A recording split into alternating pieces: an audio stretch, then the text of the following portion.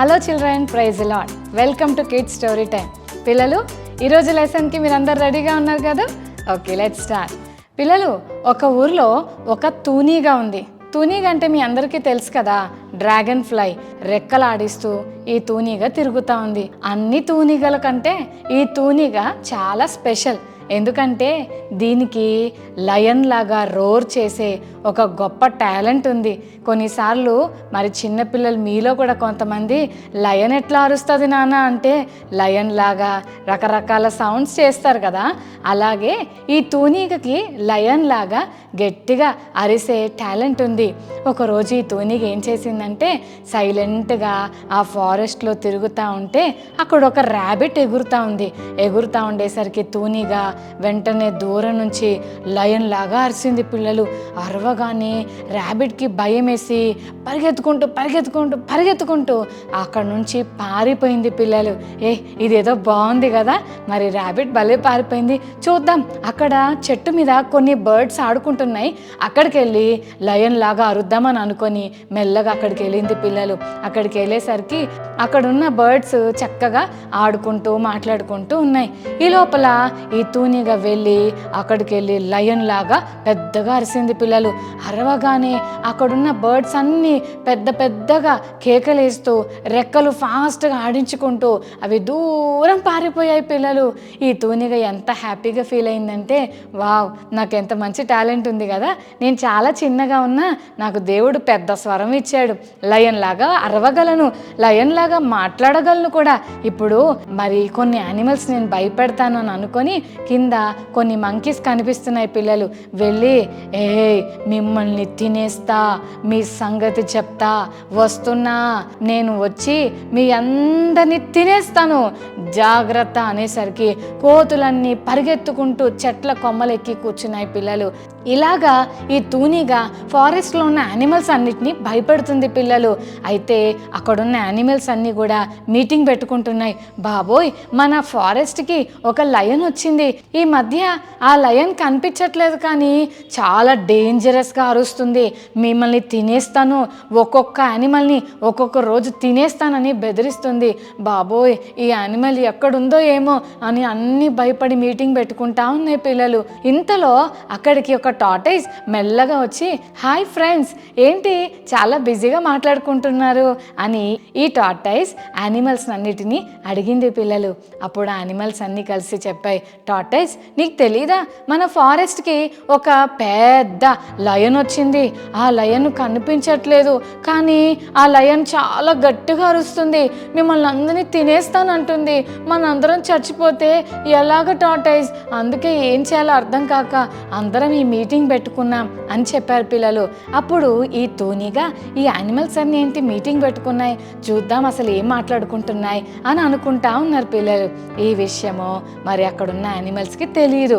అయితే ఈ టార్టాయిస్ అనింది, ఫ్రెండ్స్, అయ్యో లయన్కి మీరేంటి అలా భయపడతారు, నాకైతే లయన్ అంటే అస్సలు భయం లేదు, ఎందుకు తెలుసా, లయన్ని ఒకరోజు నేను ఒక సర్కస్లో చూసా, అది ఎట్లా చెప్తే అట్లా వింటుంది, సిట్ అంటే సిట్, స్టాండ్ అంటే స్టాండ్, అంతేకాదు లయన్ డ్యాన్స్ వేయమంటే కూడా డ్యాన్స్ వేసింది, నాకు లయన్తో డ్యాన్స్ వేయాలంటే చాలా ఇష్టం అని మాట్లాడుతూ ఉంటే పైనుండి తూనీగ అంటుంది, నేనంటే వీటికి భయం లేదా, నేను ఇప్పుడు మళ్ళీ అరుస్తానని చెప్పి వాళ్ళ దగ్గరకు వచ్చి, మిమ్మల్ని అందరినీ తినేస్తాను, ఏమనుకుంటున్నారు, నాకు భయపడట్లేదా మీరు అని అంటుంటే ఈ టార్టాయిస్ కింద నుంచి అంటుంది, నువ్వెక్కడున్నావో త్వరగా రా, నేను నిన్ను చూడాలనుకుంటున్నాను, నాకు లయన్తో డ్యాన్స్ వేయాలని ఉంది, నాకు చాలా ఇష్టం లయన్తో డ్యాన్స్ వేయడం, ఎందుకంటే సర్కస్లో నేను చూశాను, రా నువ్వెక్కడున్నావో త్వరగా రా అని పిలుస్తుంది. పిల్లలు ఈ తూనీగకి ఏం అర్థం కావట్లేదు, ఇలా అంటుంది ఏంటి టార్టాయిస్ అని అంటే, నువ్వు నాతో డ్యాన్స్ వేస్తావా, అసలు నేను ఎలా ఉంటానో తెలుసా, నిన్ను తినేస్తాను, ఏమనుకుంటున్నావో అని టార్టాయిస్ని బెదిరిస్తూ ఉంటే టార్టాయిస్ అనింది, అస్సలు నేను నీకు భయపడను, నువ్వు ఎక్కడున్నావో రా, మనం డ్యాన్స్ వేద్దాం, మనం ఆడుకుందాం రా అని పిలుస్తుంది. పిల్లలు అప్పుడు ఆ తూనీగకి ఏం చేయాలో అర్థం కాలే, అయ్యో నేనని తెలిసిపోతుందా ఏంటి వీళ్ళకి అని అనుకుంటా ఉంటే ఒక చిన్న పిచ్చుక ఎగురుకుంటూ వచ్చి, అవును అవును నాకు భయం లేదు, నువ్వు వచ్చి నేను నీతో కూడా డ్యాన్స్ వేస్తాను రా అని పిలుస్తుంది పిల్లలు. అమ్మో, ఈ టార్టైజ్ బ్యాచ్లోకి ఈ బర్డ్ కూడా వెళ్ళిపోయింది, ఏంటి ఇప్పుడు నేను తెలిసిపోతానా, నా గురించి అందరికీ అర్థమైపోతుందా ఏంటి అని అనుకుంటూ, ఏయ్ నువ్వెందుకు వచ్చావు, నిన్నెవరు రమ్మన్నారు, నీకు నేనంటే భయం లేదా అని అంటుంటే ఇంకొక ర్యాబిట్ వచ్చి, అవును అవును మాకు భయం లేదు, ఒకసారి రావా అని పిలుస్తూ ఉంటే ప్రతి ఒక్క యానిమల్ కూడా వీళ్ళతో జాయిన్ అయిపోయింది. అన్ని యానిమల్స్ కలిసి, రా లయన్ నువ్వు ఎక్కడున్నావో త్వరగా రా, నీతో మేము ఆడుకోవాలనుకుంటున్నాం, కమాన్ నువ్వు మమ్మల్ని చంపుతావా, సరే సరే ఒకసారి రా అని పిలుస్తుంటే ఆ తూనీగా వాళ్ళందరి యూనిటీని చూసి భయపడిపోయి, వీళ్ళందరికీ నేను ఎవరినో తెలిస్తే నన్ను పట్టుకొని చంపేస్తారని, చెప్పండి నేనంటే భయం లేదా అని అరుస్తుంది. కానీ అవన్నయ్యి నువ్వంటే మాకు అస్సలు భయం లేదు అనేసరికి తూనీగకు నిజంగానే వాళ్ళందరినీ చూసి భయమేసి అక్కడి నుండి పారిపోయింది. పిల్లలు మీకు అర్థమవుతుందా, నేను లయన్ని అని యాక్షన్ చేసింది, అబద్ధము చెప్పింది. దానివల్ల అన్ని యానిమల్స్ కలిసిపోయేసరికి దాని యాక్షన్లు ఇంకేమీ సాగలేదు కదా.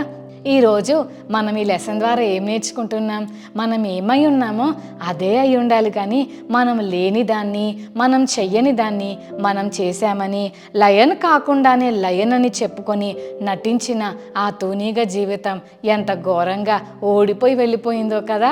అందుకే మనము నటించకూడదు పిల్లలు. బైబిల్ గ్రంథంలో కూడా ఒక రాజు ఉన్నాడు, అతని పేరు సౌలు. దేవుడు సౌలుకు ఒక మాట చెప్పాడు సమూయేలు అనే ప్రవక్తను పంపించి. అదేంటంటే, సౌలు అమాలేకీయులు నాకు ఇష్టం లేని పని చేశారు కాబట్టి వాళ్ళందరినీ నేను చంపేయాలని అనుకుంటున్నా, నువ్వు రాజు కాబట్టి అమాలేకీయులందరినీ చంపేశాయి, వాళ్ళ యానిమల్స్ కానీ వాళ్ళ వస్తువులు కానీ వాళ్ళు కానీ వాళ్ళ పిల్లలు కానీ, అసలు అమాలేకీయుల పేరు ఉండకూడదు భూమి మీద, కాబట్టి అమాలేకీయులకు సంబంధించిన వాటిని ప్లస్ అమాలేకులను పూర్తిగా చంపేసాయని చెప్పాడు పిల్లలు. సౌలు రాజు దేవునికైతే ఓకే చెప్పాడు, కానీ ఆయన అమాలేకులను అందరినీ చంపలేదు. కొన్ని యానిమల్స్, స్ట్రాంగ్గా ఉన్న యానిమల్స్ని అలా బతకనిచ్చి వాటిని ఒక చోట దాచిపెట్టాడు. అంతేకాదు అమాలేకీయులకు ఒక కింగ్ ఉన్నాడు, అతని పేరు అగగు.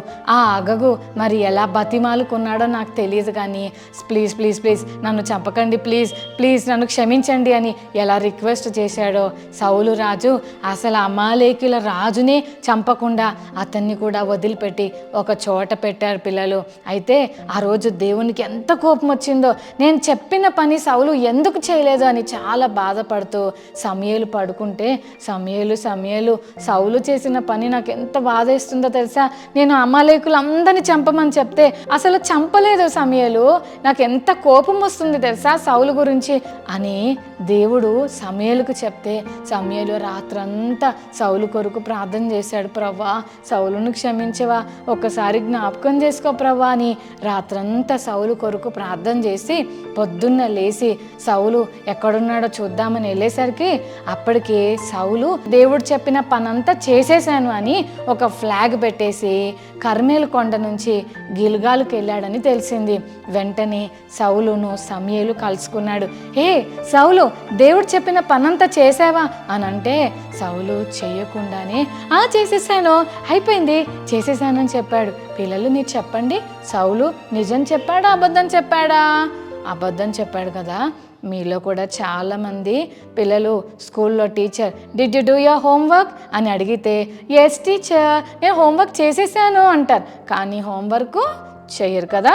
అలాగే ఇంట్లో కూడా మమ్మీ నాన్న నేను బయటికి వెళ్ళి వస్తున్నా, నేను వచ్చే వరకు నువ్వు ఇంట్లో జాగ్రత్తగా ఉండు, నువ్వు ఫోన్ ముట్టుకోవద్దు, నువ్వు బీరువా దగ్గరికి వెళ్ళొద్దు, నా పర్సు జోలికి వెళ్ళొద్దు అని మమ్మీ ఏవైతే చెయ్యొద్దు అని చెప్పిందో మమ్మీ వచ్చేసరికి వాటిని అన్నిటిని చేసేస్తున్నామా?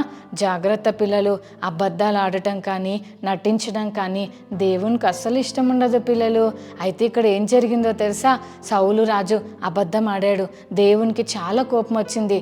సమూయేలు సమూయేలు అంటున్నాడు, ఏంటి సౌలు ఎందుకు అలా చేశావు అని చెప్పినప్పుడు సౌలు అంటాడు, లేదు సమూయేలు గారు, పనంతా చేసేసాను అని అంటే అప్పుడు సమూయేలు అడుగుతాడు, మరి నాకు కొన్ని శబ్దాలు వినబడుతున్నాయి, ఆ యానిమల్స్ అన్నీ ఎక్కడవి అని అంటే, అవంటే అవి ఎందుకంటే అవి నేను దాచిపెట్టాను, కొంచెం పనికి వస్తాయని ఈ మనుషులందరూ కలిసి సార్ వాటిని ఉంచండి అని అంటే అందుకని ఉంచాను, లేకపోతే అన్ని మిగిలినని చంపేశాను, ఇవి ఒక్కటే ఉన్నాయి అంతే, అన్నీ అయిపోయినాయి అని అంటుంటారు. పిల్లలు, మనలో కూడా చాలామంది దేవుడు ఏదైనా పని చెప్తే నేను ప్రేయర్ చేసుకుంటానక్క, నేను బైబిల్ చదువుకుంటానక్క, ఎవ్రీ సండే స్కూల్కి వెళ్తానక్క, నేను గుడ్ చైల్డ్ అక్క అని చెబుతూనే దేవునికి ఇష్టం లేని సినిమాలు చూడటం, దేవునికి ఇష్టం లేని బూతులు మాట్లాడటం, దేవునికి ఇష్టం లేని అబద్ధాలు మాట్లాడటం, బ్యాడ్ వీడియోస్ చూడటం, ఇవన్నీ తప్పు కదా పిల్లలు.